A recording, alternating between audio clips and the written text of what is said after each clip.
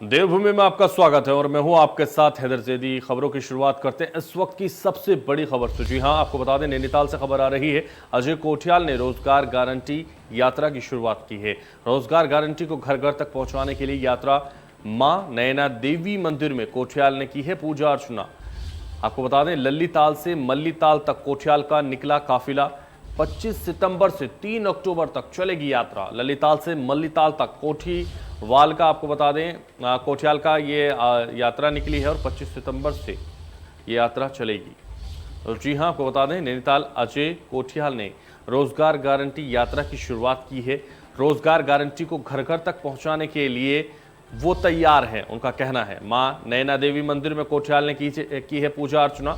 आपको बता दें लल्लीताल से मल्लीताल तक कोठियाल का काफिला ये निकला है। आपको दिखा रहे हैं 25 सितंबर से 3 अक्टूबर तक चलेगी ये यात्रा। तो 3 अक्टूबर तक ये समाप्त होगी यात्रा, 25 सितंबर से शुरू हो रही है। तो अजय कोठियाल ने रोजगार गारंटी की यात्रा शुरू कर दी है। और खबरों में आगे बढ़ते हैं, आपको बताते हैं मुख्यमंत्री पुष्कर सिंह धामी सुबह अचानक कैबिनेट मंत्री यशपाल आर्य के आवास पहुंच गए और इस दौरान दोनों नेताओं के बीच तकरीबन 1 घंटे तक बातचीत चली है। दोनों नेताओं के बीच कई अहम मुद्दों को लेकर चर्चा हुई है। आपको ये भी बता दें कि हाल ही में चर्चा थी कि कैबिनेट मंत्री यशपाल आर्य को कुछ विषयों को लेकर नाराजगी जरूर चल रही है। इसके साथ ही कई बार ये भी अटकलें लगाई गई कि यशपाल आर्य भाजपा छोड़ कांग्रेस का दामन थाम सकते हैं। इन्हीं चर्चाओं के बीच आज मुख्यमंत्री पुष्कर सिंह धामी कैबिनेट मंत्री यशपाल आर्य के यमुना कॉलोनी आवास पहुंच गए। सीएम ने यशपाल आर्य के सरकारी आवास पर ब्रेकफास्ट किया और दोनों नेताओं के बीच की 1 घंटे कम से कम बातचीत जारी रही। मुख्यमंत्री पुष्कर सिंह धामी ने यशपाल आर्य के नाराजगी के बातों से इनकार किया। उन्होंने कहा कि यशपाल आर्य भाजपा के वरिष्ठ नेता हैं और कई बार के विधायक भी रहे हैं, इसलिए वे किसी भी तरह से नाराज नहीं हैं। वहीं यशपाल आर्य ने भी इस बात से साफ इनकार किया कि वो किसी बात को लेकर सरकार या पार्टी से नाराज है।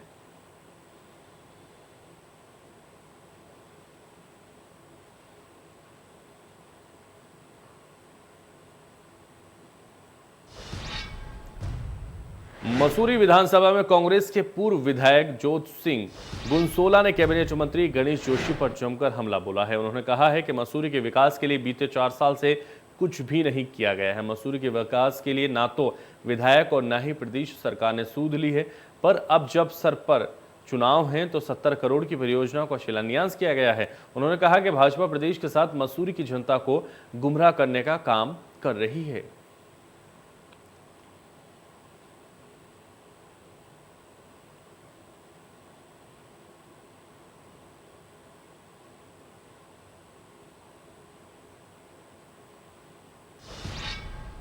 और खबर पौड़ी से है। आपको बता दें सतपाल महाराज ने चौबट्टा खाल को दी है सौगात। आपको बता दें 77,84,000 की सौगात है। और आपको बता दें ONGC CSR ऑक्सीजन से आपको बता दें ये प्लांट का लोकार्पण किया गया है। इन सौगातों का जो दौर है वो चल रहा है। संयुक्त सचिवालय सतपुली को ये सौगात दी गई है। ONGC CSR oxygen generation plant का ये लोकार्पण किया गया है।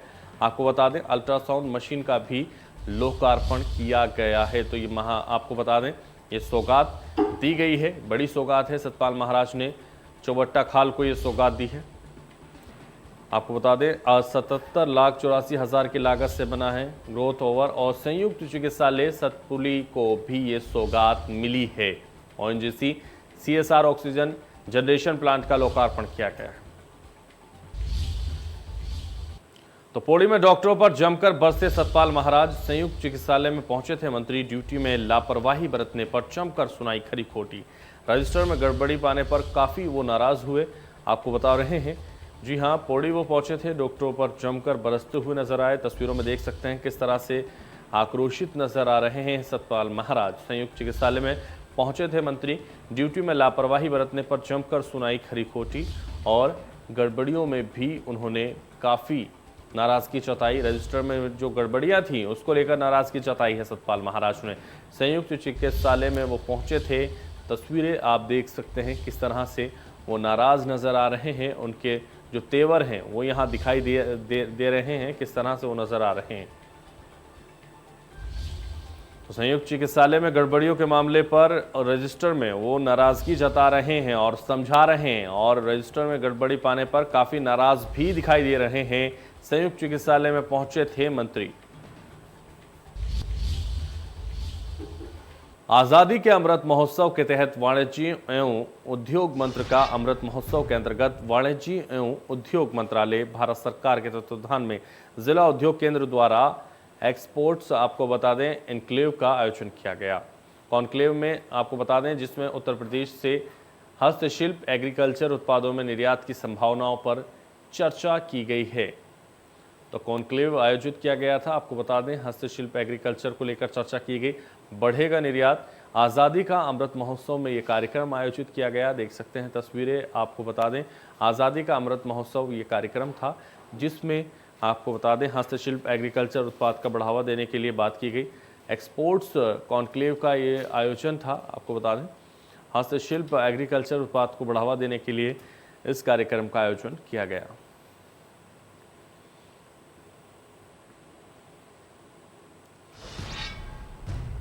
मसूरी में पंडित दीनदयाल उपाध्याय की 106वीं जयंती पर भाजपा कार्यकर्ताओं ने लंडौर स्थित आपको बता दें पंडित दीनदयाल पार्क में उनकी प्रतिमा पर पुष्पांजलि अर्पित कर उन्हें श्रद्धांजलि दी। वहीं उनके विचारों को जीवन में उतारने का संकल्प लिया।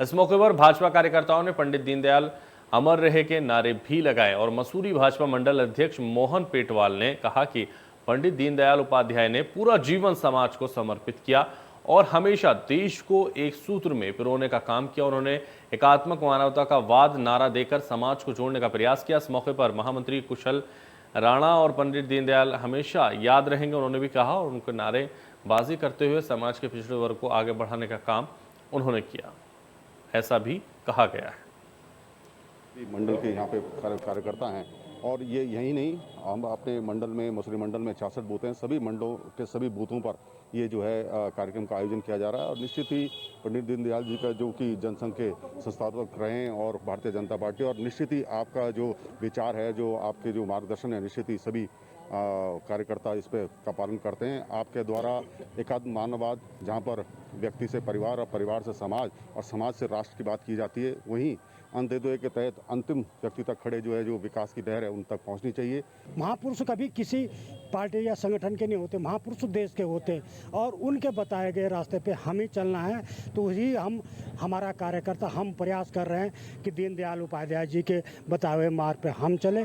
उनके एकात्म मानववाद की जो बात थी उस पर हम आगे चल के आखिरी किनारे पे खड़ा व्यक्ति तक विकास के लोग पहुँचे, किरण पहुँचे। उसी में हमारे प्रधानमंत्री नरेंद्र मोदी जी, हमारे प्रदेश के मुख्यमंत्री पुष्कर धामी जी सक्रिय रूप से कार्य कर रहे हैं, और उनके पचनों पे चल के हम भी ये कोशिश करते हैं कि हमारे माध्यम से माननीय पंडित दीनदयाल जी का जो सपना था वो पूरा। उत्तरकाशी बस अड्डे पर आपको बता दें रोड लगने वाले आपको बता दें जाम से अब परेशानी। टीडी गढ़वाल मोटर एसोसिएशन ने जिलाधिकारी को ज्ञापन सौंपकर बस अड्डे में फालतू वाहन खड़े न करने का अनुरोध किया। यूनियन के अध्यक्ष यशपाल रावत ने कहा कि यात्रा सीजन ये लोग बस अड्डे पर गाड़ी लगाकर चले जाते हैं, जिसके कारण उनकी रूटीन रूप से चलने वाली बसों को जाम में फंसना पड़ रहा है। अतः यात्रियों के लिए अन्य जगह गाड़ी पार्किंग की व्यवस्था की जाए। वहीं वाहन चालक दयाल सिंह रावत का कहना है कि कहीं बाहर जगह पर उनको कारणों का कई गाड़ी निकलने में समस्या आती है और यात्रियों को चोट लगने का खतरा भी बना रहता है। तो जाम से निजात पाने की कोशिश यहाँ की गई है। बेवजह गाड़ी खड़ी करने वालों पर कार्रवाई की जाएगी। जाम से निजात पाने की तमाम पुरजोर कोशिशें यहाँ देखी जा सकती हैं। लोग बस अड्डे पर खड़ी करके जाते हैं गाड़ियाँ। जाम से मिलेगी निजात, जाम से राहत पाने के लिए ये कदम उठाया गया है। सबसे बड़ी समस्या तो हमारे बस स्टैंड की है, पार्किंग की सबसे बड़ी समस्या है यहाँ पे। जैसे यात्रा टाइम में सबसे बड़ी समस्या आती है इसमें पार्किंग की, और जो बाहर से अननेसेसरी गाड़ियाँ आती हैं वो यहाँ पे खड़ी कर देते हैं, जिससे पैसेंजरों को काफ़ी दिक्कतें आती हैं। सवारियों को उठाने में बिठाने में कभी कभी क्या होता है कि कोई गाड़ी आ जाती है और एक्सीडेंट के बहुत खासकर जो जाम लगता है, ये प्रशासन की बहुत कमी है। फिर हम धकेल के ले जाते हैं। जाम लगेंगे ये कारण फिर ये लोग यहाँ गाड़ी लगाने देते हैं। पीछे भी जगह नहीं है, पीछे प्राइवेट गाड़ी आज दुनिया भर की आ जाती है, जो जहाँ हम रहते हैं वहाँ हमारे गाड़ियाँ कई बार फंस चुकी है। मसूरी में लड़कियों से छेड़छाड़ करने पर एक मंचले की लोगों ने जमकर धुनाई कर दी। वहीं युवक को मसूरी पुलिस के हवाले भी कर दिया। मसूरी में लड़कियों के साथ छेड़छाड़ करने की घटना को लेकर लोगों में भारी आक्रोश देखा गया है। बताया जा रहा है कि युवक ने स्कूल जा रही 4 लड़कियों के साथ ये छेड़छाड़ की, जिसकी शिकायत लड़कियों ने अपने परिजनों से की। वहीं स्थानीय लोगों ने मंचले की खूब धुनाई करके आरोपी को पुलिस के हवाले कर दिया। लोगों का कहना है कि लड़कियां स्कूल के लिए जाती हैं, जहां पर ये मंचला लड़कियों के साथ छेड़छाड़ करने का काम करता था, जिसका वे लगातार विरोध कर रहे हैं।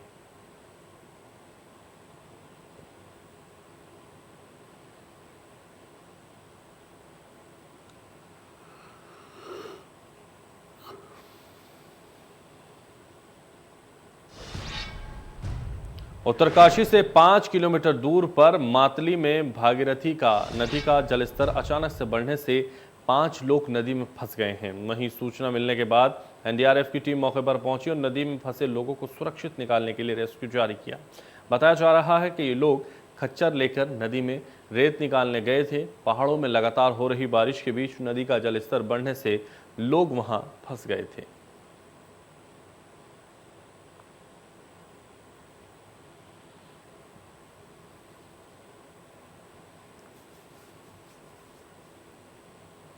तो नदी का जलस्तर लगातार बढ़ा और 5 लोग फंस गए थे। हालांकि एनडीआरएफ ने रेस्क्यू किया। पहाड़ों में लगातार हो रही बारिश से जलस्तर लगातार बढ़ता हुआ नजर आ रहा है। एनडीआरएफ रेस्क्यू कर रही थी और पहाड़ों में लगातार ये बारिश हो रही है। दिल्ली के रोहिणी कोर्ट में हुई गैंगवार की वारदात के बाद देश भर की कोर्ट परिसरों में सुरक्षा के पुख्ता इंतजाम किए जाने की मांग उठने लगी है। लक्सर सिविल बार के वकीलों का कहना है कि कोर्ट परिसर में शातिर बदमाशों की पेशी होती रहती है। ऐसे में जिस तरह दिल्ली के रोहिणी कोर्ट में वारदात को अंजाम दिया गया, ऐसे में यहां भी इस तरह की वारदात होती रहती हैं। इसलिए तमाम कोर्ट परिसरों में पुख्ता सुरक्षा के इंतजाम करना जरूरी है। पूरे देश में आवाज अनेक बार उठी है कि अधिवक्ता सुरक्षा अधिनियम पारित होना चाहिए। कई प्रदेशों की बार काउंसिल ने अपने प्रस्ताव बनाकर बार काउंसिल इंडिया को भेजे हैं, लेकिन बार काउंसिल ऑफ इंडिया इस तरफ सजग नहीं हो पाई, ना ही हमारी सरकारें सजग हो रही हैं। अनेक बार मुजफ्फरनगर हो, मेरठ हो, गाजियाबाद हो, रुड़की हो, अदालतों में जब गैंगवार आते हैं, जब ये गैंगस्टर किस्म के लोग आते हैं, अपराधी आते हैं, तो उनकी आपस में जो दुश्मनी चलती है, उसको दुश्मनी के तहत घटनाएं होती हैं। यहाँ भी सुरक्षा का पुख्ता इंतजाम होने चाहिए, क्योंकि पुनरावृत्ति हो सकती है। यहाँ भी दिल्ली की तरह पुनरावृत्ति हो सकती है, जिससे किसी अधिवक्ता भी घायल हो सकता है, मृत्यु भी हो सकती है, और जो न्यायालय में पीठासीन अधिकारी, न्यायिक मजिस्ट्रेट है, उनको भी उससे कहना आघात पहुँच सकता है। धर्मनगरी हरिद्वार में आपको बता दें 9216 अस्थियां एक साथ गंगा में प्रवाहित की गई हैं। सामाजिक श्री देवोत्थान सेवा समिति से जुड़े लोगों ने इन अस्थियों का विसर्जन किया है। वैसे तो ये संस्था 19 सालों से लगातार देश भर में इकट्ठा करके लाखों लावारिस अस्थियों को गंगा में प्रवाहित कर चुकी है, लेकिन इस बार खास बात यह है कि इन अस्थियों में ज़्यादातर अस्थियां उन लोगों की थीं जिनकी मौत कोरोना संक्रमण के कारण हुई हो और डर से उनके परिजन शमशान घाट में ही अस्थियों को लावारिस छोड़ गए।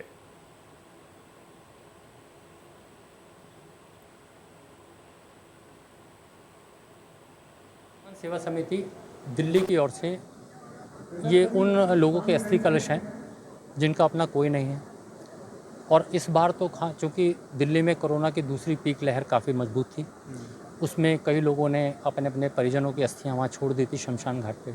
हमारा निगमबोध घाट है, सुमन गुप्ता जी हमारे उसके चेयरमैन हैं, उनकी टीम ने हमें ये प्रेरित किया कि आप इन अस्थि कलशों को अभी से एकत्रित करना शुरू करें। अमूमन गंगा दशहरे पे इकट्ठा करते हैं जी। अनिल नरेंद्र जी लावारिस अस्थियां लेकर आते हैं, उनका आगमन करते हैं, अभिनंदन करते हैं, उनका सहयोग करते हैं। ये कितना पुण्य का काम है ये लोगों को मोक्ष दिलाना। ये तो हिंदू धर्म में सभी जानते हैं, हिंदू धर्म की आस्था है, सभी जानते हैं कि अस्थि विसर्जन करना हिंदू धर्म में सबसे पुण्य का काम होता है। सेवा समिति दिल्ली की ओर से ये उन लोगों के अस्थि कलश हैं। उत्तराखंड एसटीएफ लगातार अपराधियों पर नकेल कस रही है, जिसकी वजह से अपराध में भी कमी आना शुरू हो गई है। साइबर फ्रॉड हो या सट्टा या फिर दूरदांत अपराधियों की धरपकड़ में एसटीएफ ने इमारत खड़ी की है। ऋषिकेश में सटोरिये आईपीएल मैच में सट्टा लगा रहे हैं, जिस पर एसटीएफ उत्तराखंड एसएसपी अजय सिंह एक टीम का गठन करते हुए दबिश दिलाई है।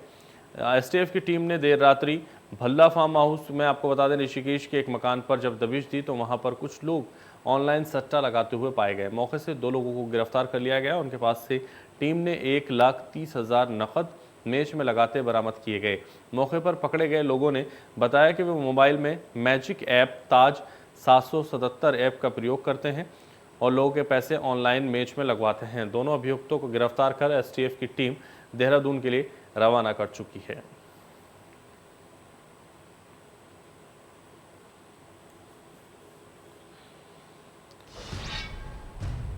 ऋषिकेश त्रिवेणी घाट पर बनी पार्किंग में कोटद्वार से कुछ लोग घूमने के लिए आए और पार्किंग में गाड़ी खड़ी करके घूमने के लिए निकल पड़े, लेकिन जल्दीबाजी में हैंड ब्रेक लगाना भूल गए और गाड़ी धीरे धीरे पीछे खिसकते हुए गंगा नदी में चली गई।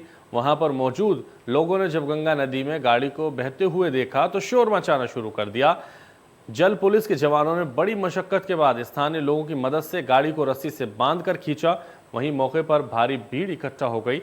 आपको बता दें, जब गाड़ी के मालिक पहुंचे तो उनको पता चला कि गाड़ी नदी में बह रही थी, तो उनके हाथ पांव फूल गए।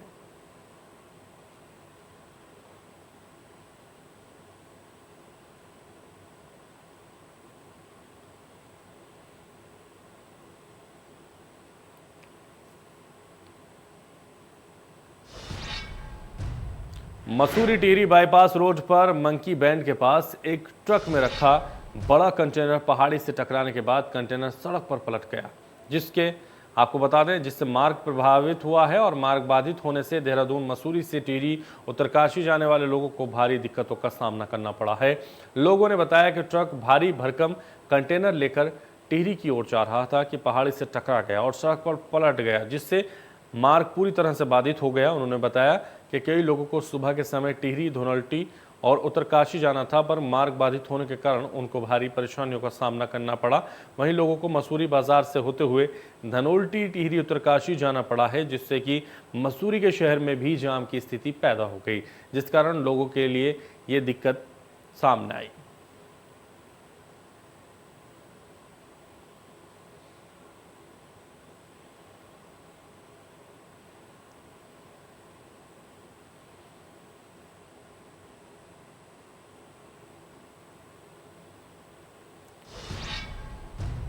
और कहते हैं कि मेहनत करने वालों की कभी हार नहीं होती। कुछ ऐसा ही कर दिखाया है भगवानपुर के मोहितपुर गांव की सदफ चौधरी ने। सदफ ने यूपीएससी परीक्षा में 23वीं रैंक हासिल की है, जिसके बाद परिवार में खुशी का माहौल है। वहीं सदफ चौधरी का कहना है कि उसने अपने घर पर ही पढ़ाई कर 2 साल की कड़ी मेहनत के बाद ये मुकाम हासिल कर लिया। यूपीएससी की परीक्षा में 23वीं रैंक हासिल करने वाली भगवानपुर के मोहितपुर की सदफ चौधरी को मुबारकबाद देने वालों का तांता लगा हुआ है। इस कामयाबी पर हर कोई सदफ चौधरी को शाबाशी देने उनके घर पहुंच रहा है। ऑल इंडिया में यूपीएससी की परीक्षा में 23वीं रैंक हासिल करने वाली सदफ चौधरी के पिता यूपी ग्रामीण बैंक नांगल शाखा देवबंद में मैनेजर के पद पर काम करते हैं।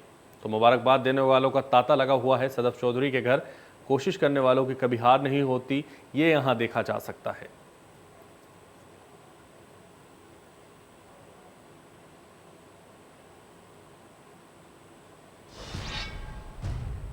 तो फिलहाल देवभूमि में बस इतना ही। दीजिए मुझे इजाजत और आप देखते रहिए इंडिया न्यूज उत्तर प्रदेश उत्तराखंड।